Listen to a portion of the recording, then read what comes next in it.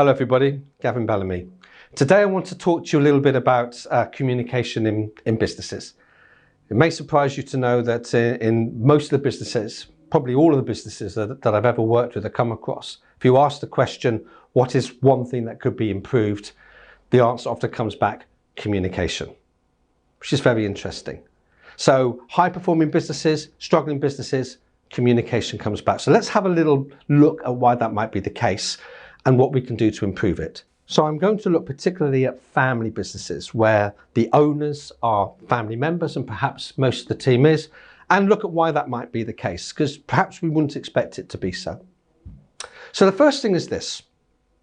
Quite often owners will say to me, look, I've given a message, or we've set a target, or we've communicated something, and it just doesn't seem to get done. And I'm not quite sure why that is. A lot of frustration. Been working with a business recently where the owner had given some instructions to their manager and the instructions just simply weren't carried out. And when we looked at the reasons for that, it actually came down to the nature of communication. And by that I mean how we like to communicate and how we like to be communicated to. So let's look at the family. In a family, people feel that they know each other very well. After all, they spend a lot of their time with each other, not just at home, but in business. And that's where the first misconception may arise. So a good family business, like any business, is very well structured, where people have clear roles and clear responsibilities and know what they do. Quite often in a family firm, I will find that people will cover for each other, they will support each other, and that looks like that's effective, but actually what's happening underneath is that people are confused about their roles and what they should be doing, and it leads to inefficiency.